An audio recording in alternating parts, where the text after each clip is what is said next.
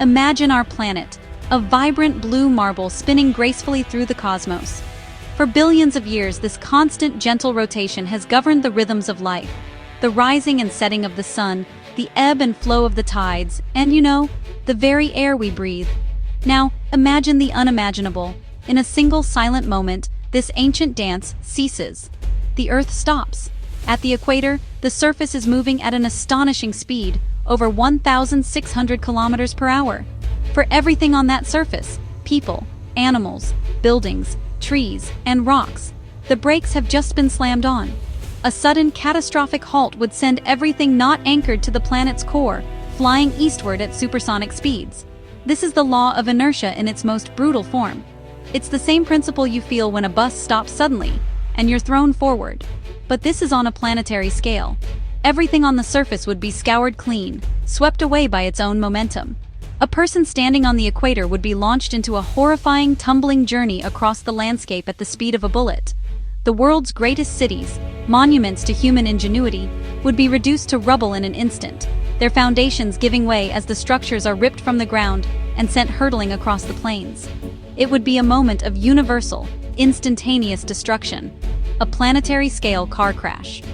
Yet amid this chaos, one fundamental force remains: steadfast gravity. Objects would not be flung off into space. Instead, they would be dragged across the surface, tumbling and shattering until their immense momentum was spent. The very ground would become a blur of motion. At the poles, however, the experience would be profoundly different. There, the rotational speed is nearly zero. An observer at the North or South Pole might only feel a slight jolt, a minor tremor, and then an eerie, profound stillness. They would be spared the initial cataclysm, but would awaken to a world that has been irrevocably and violently changed forever. This dramatic difference between the equator and the poles highlights the sheer power of Earth's spin. For those in the middle latitudes, say in Europe or North America, the effects would be less extreme than at the equator, but still utterly devastating. Here, the surface speed is closer to 1,100 kilometers per hour. While not as fast, it is more than enough to ensure that nothing would remain standing. The initial moment would be one of incomprehensible violence, a global scouring that erases the familiar face of our world in the blink of an eye, leaving behind a scene of unparalleled devastation under a sky that no longer moves. While the solid Earth has come to a sudden stop, its gaseous envelope, the atmosphere, has not. The air, just like everything else, carries the momentum of the planet's spin.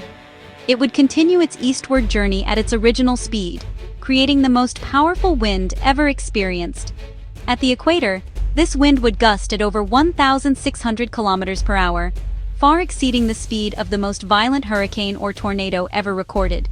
This is a wind that would not just knock down trees, it would pulverize them. It would not just damage buildings, it would sandblast them down to their very foundations, carrying the debris with it. This monstrous, planet-circling windstorm would generate an incredible amount of friction as it scraped across the now stationary ground. This friction would generate immense heat, likely igniting global firestorms that would sweep across the continents. The air itself would become a superheated, abrasive current, filled with dust, soil, and the pulverized remains of everything that once stood on the surface. Anything that survived the initial jolt of the planet's halt would now face a new and terrifying threat, an atmosphere that has become a relentless, grinding force of nature, scouring the very rock of the planet. The sheer power of this wind would be difficult to comprehend. It would be strong enough to erode mountains over time, peeling away layers of rock as if they were sand. The sky would be perpetually dark, choked with the dust and debris lifted from the surface. The familiar patterns of weather as we know them would cease to exist. The Coriolis effect, the force generated by Earth's rotation that gives storms their spin, would vanish. Hurricanes and cyclones would no longer form. Instead, the weather would be dominated by this single, massive, eastward-flowing torrent of air, a river of wind that circles the globe without end. Eventually, over days or perhaps weeks, the friction with the ground would begin to slow this global gale. The wind would gradually subside, its energy dissipated as heat, but the damage would be done. The surface of the Earth would be almost unrecognizable, a landscape that has been scoured, burned, and then buried under a thick blanket of dust and sediment. The atmosphere, once a protective and life-giving shield, would have become the instrument of the planet's greatest extinction event. leaving behind a silent, desolate world under a still and honestly alien sky. Just as the atmosphere would continue its motion, so too would the Earth's vast oceans. The immense bodies of water, possessing enormous inertia, would surge eastward in the form of a single, colossal global tsunami. These would not be waves that break upon a shore. These would be the shores themselves and the continents being overrun. The water would wash over the land at hundreds of kilometers per hour, a wall of water that could reach several kilometers in height, sweeping inland for hundreds, if not thousands, of kilometers. Entire continents would be submerged in a matter of hours, their mountains and valleys erased beneath a churning, chaotic sea. The force of this global flood would be unimaginable. It would carry with it the rubble of cities and the soil from entire regions, acting like a liquid bulldozer on a planetary scale. It would strip the land bare, depositing immense layers of sediment far inland where oceans have never been. The initial surge would be followed by a series of colossal waves, sloshing back and forth across the ocean basins, creating a chaotic and violent churning that would last for days or weeks. The oceans would effectively mix, blending saltwater and freshwater, and dredging up material from the deepest trenches to the highest mountain peaks. But the most profound change to the oceans would happen more slowly, driven by the new physics of a stationary planet. Without the centrifugal force from Earth's rotation, which causes the planet to bulge at the equator, gravity would be the sole force shaping the distribution of water. Water would begin to flow away from the equator and toward the poles, where the gravitational pull is slightly stronger. Over time, this would lead to a radical and permanent redistribution of the world's oceans. The equatorial bulge of water would recede, exposing a vast new continent. This new world would be almost unrecognizable. A single, massive supercontinent would encircle the planet's waist, a continuous belt of newly exposed land, where the Atlantic, Pacific, and Indian Oceans once were. Meanwhile, at the poles, the migrating water would gather to form two enormous polar oceans, drowning much of what is now northern Canada, Siberia, and Antarctica under kilometers of water. The familiar map of our world would be gone, replaced by a simple and stark geography: one giant continent and two giant oceans. This new configuration would set the stage for a completely different kind of world. The sudden cessation of Earth's spin would not only affect what is on the surface, but also the very ground beneath our feet. The planet's crust is not a single solid shell, but a mosaic of tectonic plates floating on a semi-molten mantle. The rotational forces have played a part in their movement for eons. The abrupt halt would send a catastrophic shockwave through the crust, causing geological chaos on a scale never before witnessed. The immense stress would trigger earthquakes of unimaginable magnitude along every fault line on the planet simultaneously. These would not be localized events, but a global spasm of the Earth's crust. The energy released would be colossal, far greater than any earthquake in recorded history. Mountains would crumble, and great rifts would tear open in the continents. The planet's crust, which bulges at the equator due to the spin, would suddenly be under immense gravitational pressure to become a more perfect sphere. This adjustment would cause the crust to buckle and fracture.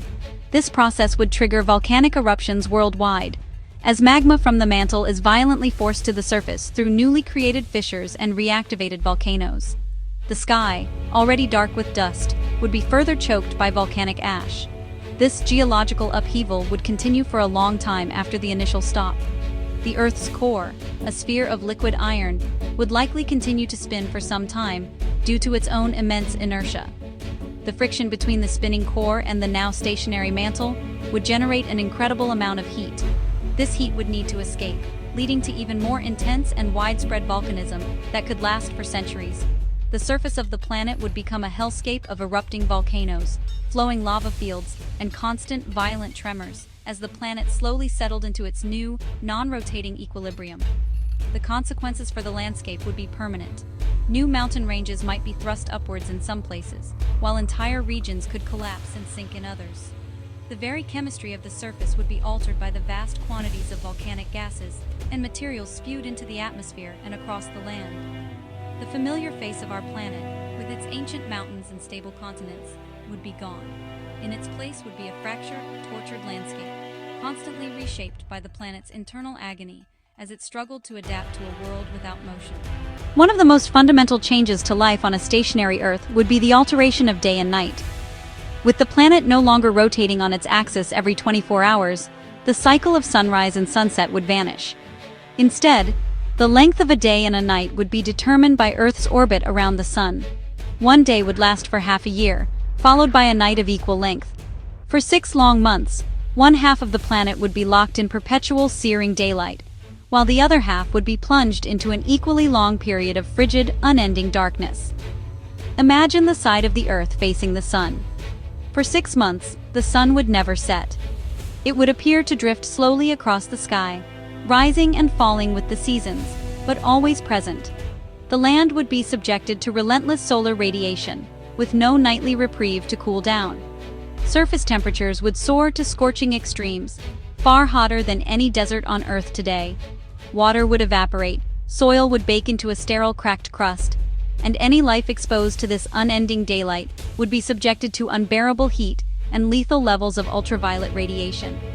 On the opposite side of the planet, a different kind of extreme would unfold. For 6 months, this hemisphere would face the cold emptiness of space, receiving no warmth from the sun. Without daylight, temperatures would plummet to levels rivaling the coldest places in the solar system. The land and any remaining water would freeze solid. An immense ice cap would grow, covering the entire night side of the planet. Life here would face the challenge of surviving absolute darkness and a cold so profound that the very air might begin to liquefy or freeze. The transition between these two extremes would be a narrow twilight zone, a thin band of perpetual dawn or dusk encircling the planet.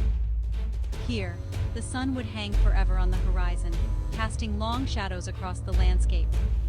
This terminator line would be the only place on the planet with moderate temperatures, where the scorching heat of the day side meets the deep freeze of the night side.